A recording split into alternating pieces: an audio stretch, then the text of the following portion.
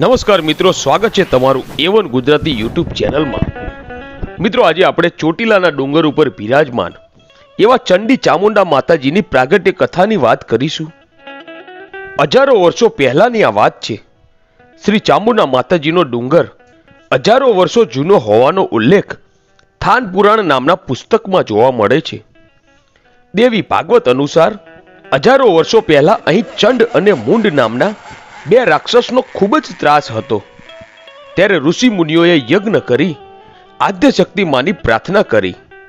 ત્યારે આદ્ય શક્તિમાના હવન કુંડમાંથી તેજ સ્વરૂપે મહાશક્તિ પ્રગટ થયા અને તેજ મહાશક્તિએ ચંડ અને મુંડ સાથે યુદ્ધ કર્યું। મહાશક્તિએ ચંડ અને મુંડનો સંહાર કર્યો।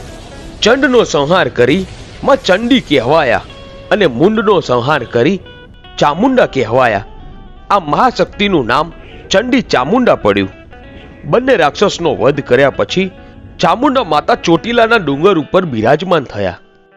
એક લોકવાયકા પ્રમાણે ડુંગર ઉપર ભૃગુ ઋષિનો પણ આશ્રમ હતો। ચોટીલા ચામુંડા માતાજીના સ્થાને વિશેષ પરંપરા છે। અહીં સાંજની આરતી બાદ ડુંગર ઉપરથી ભાવિક ભક્તો, પૂજારી સહિત તમામ લોકો નીચે આવી જાય છે। રાત્રિના ઉપર કોઈ રોકાઈ શકતું નથી। એકમાત્ર નવરાત્રી દરમિયાન જ પૂજારી સહિત 5 વ્યક્તિને ડુંગર ઉપર રાત્રિ રહેવાની મંજૂરી માતાજીએ આપેલી છે। ડુંગર ઉપર મુખ્ય માતાજીના 2 સ્વરૂપ છે। આ 2 સ્વરૂપમાં ચંડી અને ચામુંડા બિરાજમાન છે, જેમણે ચંડ અને મુંડ નામના રાક્ષસનો વધ કરેલો। ચામુંડા માતાજીની મૂર્તિ જોઈએ તો તેમાં 2 મુખ દેખાય છે। ચામુંડા માતાજીની છબીમાં તેમની ઓળખ મોટી આંખો અને લાલ અને લીલા રંગના વસ્ત્રો સાથે તથા ગળામાં ફૂલોનો હાર વડે જોઈ શકાય છે। તેમનું વાહન સિંહ છે। ચોટીલાના ડુંગર ઉપર વર્ષો પહેલા મંદિરની જગ્યાએ એક નાનકડો ઓરડો હતો। તે સમયે ડુંગર ચડવા પગથિયા પણ ન હતા, તો પણ લોકો માતાજીના દર્શન કરવા આવતા હતા।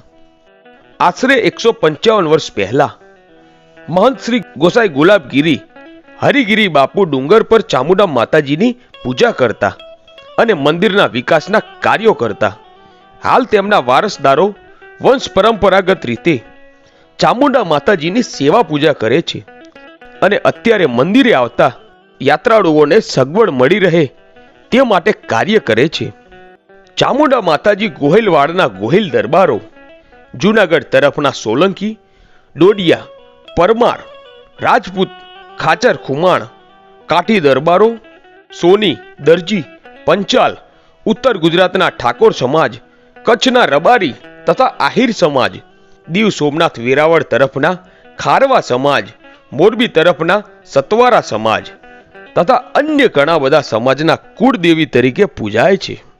શ્રી ચામુંડા માતાજીના ડુંગર ચડવા માટે હાલ 635 જેટલા પગથિયા છે, જેમાં ચડવા તથા ઉતરવાની અલગ અલગ વ્યવસ્થા કરવામાં આવેલી છે। વર્ષની 3 મુખ્ય નવરાત્રી મહા, ચૈત્ર તથા આસો માસમાં માતાજીના ડુંગર પર અને સમગ્ર તળેટી તથા હાઈવે પર જાણે કે ધાર્મિક મિની કુંભ મેળો ભરાયો હોય તેવા રૂડા ધાર્મિક સભર દ્રશ્યો જોવા મળે છે।